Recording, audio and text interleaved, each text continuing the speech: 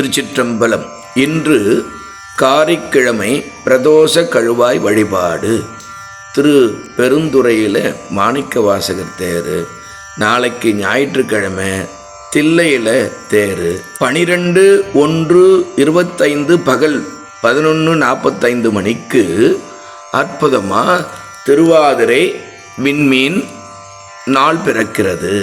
அன்பர்களே, எல்லாருக்கும் ஒரு 4 நட்சத்திரம் இருக்கும், சரிங்களா? அவங்க பிறந்தது அப்படின்னு. அது மாதிரி சிவபெருமானுக்கு ஒரு நட்சத்திரத்தை உருவாக்கணும்னு சொல்லி பெரியவங்க நினச்சாங்க.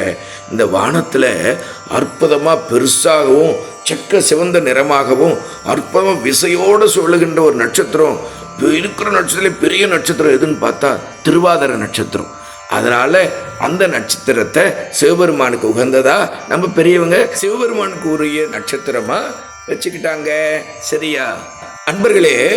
நம்முடைய ஓராண்டு தேவர்களுக்கு ஒரு நாள். அதனால் அவங்க 6 கால பூசை சாமிக்கு பண்ணுவாங்களா இல்லையா? அந்த பூசையில் அந்த வழிபாட்டில் அதிகாலைக்குரிய நேரமாக விளங்குகின்றது. அதுதான் மார்கழி திங்கள் முழுவதும். அவங்களுக்கு நமக்கு 1.5 மணி நேரம்னா அவங்களுக்கு மார்கழி திங்கள் முழுவதும் அப்படின்னு சொல்லும்போது, அந்த மார்கழி திங்கள் முழுவதும் நாம் வழிபாட்டு இருக்கணும்னா தேவர்களோடு நாமளும் சேர்ந்து இருக்கிறோம், பெரிய நிலைக்கு போக போகிறோம்னால தான் பெரியவங்க மார்கழி மாதம் முழுக்க இப்படி தேர்ந்தெடுத்தாங்க.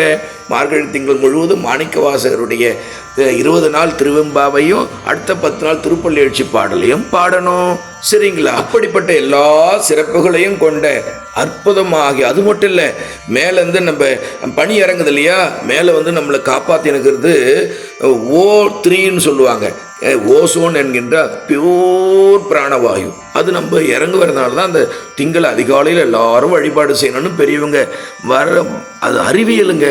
நம்ம சைவ சமயம் 100% அறிவியல். எனவே அன்பர்களே, அற்புதமாக 12/1/25 பகல் 11:45 மணிக்கு திருவாதிரை பிறக்கிறது. 13/1/25 பகல் திங்கட்கிழமை 11:23 வரை இருக்கிறது. எனவே அந்த நேரத்தில் திருவாதிரை நட்சத்திரத்துடைய அந்த காலகம் என்பதை உங்களுக்கு சொல்லிவிட்டேன். இனி என்ன செய்யணும்னு சொன்னால், நாம் இந்த திருவாதிரை வழிபாடு எப்படி வந்தது, அவருடைய சிறப்புகள்லாம் இப்போ சொல்கிறேன், நீங்கள் கேட்கலாம். திருவாதிரை வழிபாடை முதல்ல தொடங்கி வச்சவர் நம்ம நம்பியார். 4 பேரில் ஒருத்தராக இருக்க நம்பியார் பெருமானை எடுத்து வளர்த்தாரு பாருங்க, மகன்மை கொண்டாரு பாருங்க. யார்? அருபான்மை நாயன்மார்களை அரசராக திகழ்ந்தாரு பாருங்க. அவர் தான் நரசிங்க முனையரையர். அவர் தான் முதல்ல இந்த திருவாதிரை வழிபாட்டை தொடங்கி வச்ச பெருமைக்குரியவர் என்று தெய்வ சேக்கிழார் சொல்லுகின்றார். எனவே அன்பர்களே, நீங்கள் என்ன செய்யணும்னு சொன்னால், எல்லாரும் வீட்டிலும் நடராஜர் இருக்கணும். தென்னாப்பிரிக்கா போனீங்களா, எல்லார் வீட்டிலும் நடராஜர் வச்சுருக்காங்க. ஆனால் நாம் அதை வச்சுருக்கோமா இல்லையா தெரியல. ஏன் நடராஜரை வச்சுக்கணும்? அவர் தான் கைனட்டிக் எனர்ஜி, அவர் தான் இயக்க ஆற்றல். இந்த உலகத்தில் இருக்கிற அத்தனை அணுக்கள்லையும் ஆடினுக்கிறது அவர் தான். அவர் அசைனால்தான் எல்லாரும் நாம் அசைகிறோம், நடக்கிறோம், சரிங்களா? அப்போ அசையும் பொருள் எல்லாம் அசைய வைத்து ஆனந்தத்தை தரக்கூடிய அந்த ஆனந்தமான நடராசமூர்த்தி நம்முடைய இதயத்தில் 4 அறைகள் உண்டு. 2 ஆரிக்கல், 2 வென்ட்ரிக்கல், அவருடைய நல்லூரில் சென்டர் பண்ண ஒரு சின்ன வெளி, சூட்சும வெளி. அந்த சூட்சும வெளியில் அதனும் சிறிதா அளப்பெருந்தன்மையில் அணுத்தன்மையோன் காண்கன்னு சொல்வார் மாணிக்க. அந்த மாதிரி ஒரு சின்ன அற்புதமான புள்ளியில் நடராஜ பெருமான் ஆடுறதுனால தான் நம்ம இதயம் துடிச்சுன்னு இருக்குது பெருமானே. அப்போ இதயம் துடிப்பதற்கு, நாம் வாழ்வதற்கு காரணமாக அமைகின்ற நடராஜ பெருமானை எல்லோரும் நன்றியுடன் வழிபாடு செய்வது தானே நல்லதுங்க. அதனால் 12/1/25 பகல் 11:45 மணிக்கு பிறக்கிற திருவாதிரை நட்சத்திரத்தை எல்லாரும் குறித்து வச்சிங்க. அன்றைக்கு இரவோ மாலையோ எப்போனாலும் நீங்கள் பண்ணலாம். ஏன்? அந்த மார்கழி மாதம் ஒரு நாள், ஒரு மாதம் முழுவதும் அவங்களுக்கு ஒரு 1.5 மணி நேரம் தான் தேவர்களுக்கு. அதனால் நம்ம அந்த முழுக்க எப்போனா பண்ணலாம். அதிகாலைன்ற மாதிரி தான் கணக்கு. வைகறை வழிபாடு ரொம்ப சிறந்தது. மண்ணில் நல்ல வண்ணம் வாழலாம், வைகளும் எண்ணில் நல்ல கதைக்கு யாதும் ஓர் குறைவில்லை என்று ஞானசம்பந்தர் சொல்லியிருக்கார். ஆனால் எதுக்கு இரவோ இல்லை மாலையிலே பண்ணிடுங்கன்னு சொல்கிறேன்னு சொன்னால், அதிகாலையில் சுவாமி கோவிலுக்கு போங்க, கோவிலுக்கு போங்க. நம்ம ரத்ன சபை பக்கத்தில் திருவாலங்காடு இருக்குது, அங்கே தான் நாங்கள் இருக்கிறோம், தொண்டை நாட்டில். அங்கே அதிகாலையில் ஒரு தரிசனம் காட்டுவாங்க.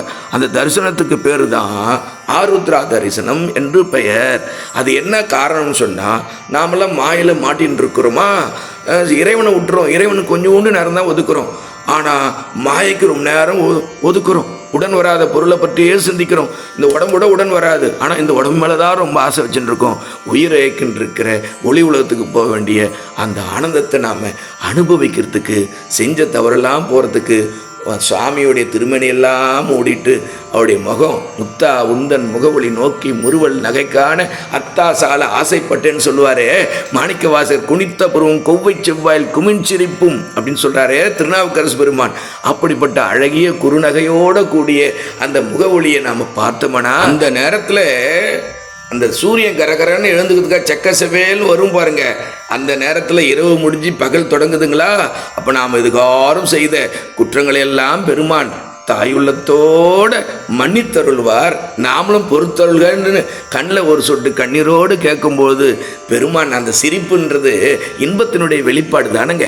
அதனால் எல்லோரும் இன்பமாக இருக்கிறதுக்காக அந்த சிரிப்பை நாம் பார்க்குறோம். சாமி, நீங்கள் உங்கள் முகத்தில் இருக்கிற அந்த குறுநகை போலவே நாங்கள் எப்பவும் குறுநகையோடு இன்பமாக வாழணும் சாமி அப்படின்னு கேட்குற மாதிரி அந்த அமையுங்க. அந்த திருக்காட்சியை நீங்கள் பார்க்கும்போது எப்படி இரவு போய் கரகரன் சூரிய உதயம் வரா மாதிரி உங்கள் வாழ்க்கையில் அறிவொளி உதயமாகும், உங்களுக்கு நலம் உதயமாகும், வளம் உதயமாகும். அதனால தான் பெரியவங்க அப்படி ஒரு தரிசனத்தை நமக்கு கொடுத்தாங்க. அது மட்டும் இல்லை, நடராஜ பெருமான் ஆனந்த தாண்டவம் புரிகிறாருன்னு சொன்னால் நம்ம மூளையில் இருக்கிற 14,000 செல்லையும் திறந்து விடுறாருன்னு அர்த்தங்க. அதுதான் பேரின்ப நிலை, பெரிய நிலை. 1000 வருஷத்துக்கு முன்னாடி போகலாம், 1000 ஆண்டுகள் பின்னாடி போகலாம், நடக்கிறதெல்லாம் தெரிய ஆரம்பிச்சிடும், அட்டமா சித்திகள் உங்களுக்கு கிடைச்சிடும். இவ்வளோ பெரிய நிலையை எல்லாருக்கும் கிடைக்கக்கூடிய, எல்லாருக்கும் கிடைக்கும். சுவாமி எல்லாருக்கும் சமமாக தான் அன்பு வச்சிருக்கார், சரிங்களா? அதனால் நீங்கள் எல்லாரும் பெருமானுடைய புகழை பேசி கண்ணில் கண்ணீரோட நமச்சிவாய பதிகள்லாம் ஓதி சிவபுராணம் ஓதி அற்புதமாக பெருமானே அப்படின்னு சொல்லி அந்த குனித்த பூர்வம் அந்த பாடல்கள்லாம் பாடி திருவாசகெல்லாம் பாடி திருப்பள்ளி எழுச்சியுடைய நிறைவு பாடல் கூட நீங்கள் அங்கே பாடி புவனியில் போய் பிறவாமையால் நாள் நாம் போக்குகின்றோம் அவமே என்று தேவர்கள் கதறுகிறார்களே, அதுபோல் நாமும் கதறி பெருமானை நம்முடைய கண்ணில் கண்ணீரோடு சேர்ந்ததுமானா அன்போட கருணையோடு நம்ம வாழ்ந்திருக்கிறோம்னா பெருமானும் தன்னுடைய அன்பை பேரன்பை நமக்கு தருவார். அவர் பெருங்கருணை நமக்கு தருவார். பெரும் கருணை நாயகி சிவகாமி தாய் உடனாகிய பெரும் கருணை நாயகராக விளங்கக்கூடிய ஆனந்தமான நடராசன் முக்தியுடைய கருணையை நாம் பெற்றோமானால் அதுக்கப்புறம் என்னங்க, நில உலகில் வாழும் வரைக்கும் நாம் ஆனந்தமாக வாழலாம். அதுக்கப்புறம் அம்மை வாழ்க்கை நமக்கு இறைவன் கருணையால் கிடைக்குங்க. அது மட்டும் இல்லை, இந்த மார்கழி திருவாதிரையுடைய சிறப்புகளை பற்றி பேசும்போது பேரின்பமாக இருக்குங்க. நம்ம திருவொற்றியூரில் பட்டினத்தார் இருந்தாருங்க. அந்த பட்டினத்தாருக்கு ஒரு கணக்கு புள்ள, அவருக்கு பேர் தான் சேந்தனார். இந்த சேந்தனார் என்ன பண்ணார், நான் சொன்னேன் பார்த்தீங்களா, நாளைக்கு தில்லையில் தேரோட்டம்னு சொல்லி ஒரு வாட்டி தேரோட்டத்தில் அவர் ரொம்ப ஒதுக்கி வச்சுருக்காங்க. அப்போ பெருமான் அவருடைய அன்பு இந்த உலகத்துக்கு காட்டணுன்றதுக்காக என்ன பண்ணார், அற்புதமாக போய் அவங்க வீட்டுக்கு போகிறார். ஒரு எளியா அந்த நேரம் மாதிரி போகிறார். பசிக்குதுன்னு சொல்கிறார். சுவாமி அவங்க எங்கள் வீட்டில் ஒரு சின்ன அரிசி மாவு தான் இருக்குன்னு சொல்லி ஒரு களி மாதிரி செஞ்சு அவர் கொடுக்குறாங்க. அதை சாப்பிட்டுட்டு உதட்டில் ஒட்டினே தில்லையில் நின்றுட்டார். காலையில் தில்லை வாந்தனெல்லாம் பார்த்தா அவருடைய உதட்டில் களி ஒட்டினுக்குது. பெருமானே என்ன இது களி ஓட்டின்னு இருக்கு, எங்கே போய் சாப்பிட்டு வந்தீங்கன்னு எல்லாம் கேட்டால் சேந்தனார் எனக்கு திருவமுது அளித்தான் அப்படின்னு சொல்லி என் கந்தையில முடிஞ்சு வச்சுன்னு இருக்கேன் பாருங்கன்னு சொல்லி அவருடைய துணியில் மடியில் கட்டி வச்சுங்கிற கொஞ்சம் களியை பாருங்கள். எவ்வளோ அன்பு பாருங்கள், அன்புங்க நம்ம சாமி. அன்பே சிவன் சொல்கிறேன். இந்த சமயத்தை தான் என்னென்னமோ சொல்கிறானுங்க வெளியில், விடாதீங்க, நிறுத்தணும், உலகெல்லாம் சிவபுரமாகணும். அதுக்கப்புறம் அன்னைக்கு பாருங்கள் தேர் ஓடுது. அப்படி தேர் ஓடும்போது பார்த்தீங்களா தேர் நின்றுடுது ஒரு இடத்துல, நிலைக்கு வர வைக்கவே முடியல.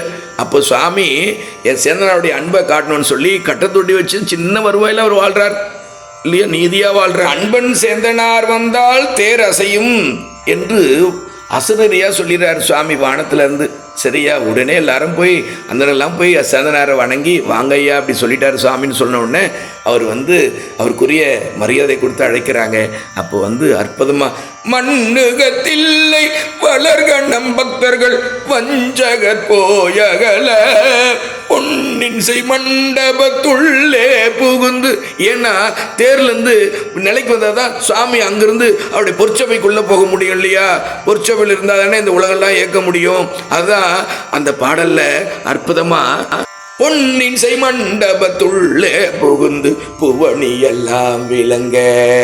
ஏன் அந்த அடி போட்டா இருப்பாருங்க, பொன்னின் செய்மண்டபத்துள்ளே புகுந்து புவனி எல்லாம் விளங்க. அண்ணன் நடை பக்கத்துல சிவகாமியை பார்த்துட்டாரு. அண்ணன் நடை மடவால் உமைக்கோன் அடியோ முக்காருள் புரிந்து. திருவருள் விட்டுலாமா? அந்த திருவருள் தானே அந்த சிரிப்பா நம்ம காட்டுறாரு. அதனால சொல்ற அதுதான் திருமுறைங்க. எல்லாரும் பண்ணி திருமுறை தலையில சூடணும், மறந்துடாதீங்க. ஊமைக்கோர் அடியோ முக்காருள் புரிந்து பின்னை பிறவி அறுக்க நெறி தந்த பித்தார்க்கு பல்லாண்டு கூறுதுமே. என்ன அதிசயம் பாருங்க, அவர் பாடுறாரு, யாரும் இழுக்கல, தேர் அதுவா உருண்டு ஓடி நிலையில நிக்குதுங்கன்னா தமிழுக்கு எவ்வளோ ஆற்றல் உண்டுங்க. அந்த தமிழை என்னமோ சொன்னவெல்லாம் இன்னைக்கு பேசிட்டு இருக்காங்க. அதெல்லாம் நீங்கள் பார்த்துக்கணும், எதுவும் சொல்ல மாட்டேன், நீங்கள் தான் பார்த்துக்கணும், சரியா? தமிழ் இறைமொழி தெய்வத்தமிழ், இதுக்கு மட்டும்தாங்க அடைமொழி உண்டு. அந்த தெய்வத்தமிழை பழித்தவன்லாம் சரி, நான் எதுவும் சொல்லலை, நீங்களே பார்த்துங்க. எனவே 12ஆம் தேதி ஞாயிற்றுக்கிழமையிலேருந்து 12 மணிலேருந்து அன்று இரவு முழுக்க எப்போ நான் பூசை பண்ணுங்க. உங்கள் வீட்டில் நடராஜருக்கு அபிஷேகம் பண்ணிவிட்டு அதிகாலையில் மட்டும் சாமி கோயிலுக்கு போய் அந்த ஆருத்ரா தரிசனம் என்கின்ற தரிசனம்னா விட வடமொழி தான், திருக்காட்சியை எல்லாரும் பாருங்கள், பேரின்பமாக வாழுங்கன்னு சொல்லி அற்புதமாக சொல்கிறோம். அந்த சேந்தனார் எப்படி களி ஊட்டி விட்டாரோ அந்த மாதிரி எல்லாரும் திருவாக்களி செய்து திருவமுது செய்து சுவாமிக்கு படைச்சிட்டு நீங்கள் எல்லாரும் அது பெரிய நன்றாக செய்யப்பட்ட சோறாக எடுத்து அந்த களியை நீங்கள் எல்லாம் உண்ணுங்க, நல்லா இருப்பீங்க. தென்தில்லை மண்டில் ஆடி போற்றின்ற எனக்கு ஆரமுதம் ஆனாய் போற்றி. திருச்சிற்றம்பலம். எம்பிரான் ஞானாசிரியர் மாணிக்கவாச பெருமான் மலரடிகள் போற்றி போற்றி. எம்பிரான் ஞானாசிரியர் சேந்தனார் திருவடிகள் போற்றி போற்றி. எம்பிராட்டி சிவகாமி தாயுடனாக எம்பெருமான் திரு ஆடல் கொல்லாம் ஆனந்தமான நடராசமூர்த்தி திருவடிகள் போற்றி போற்றி. திருச்சிற்றம்பலம் திருச்சிற்றம்பலம் திருச்சிற்றம்பலம் திருச்சிற்றம்பலம்.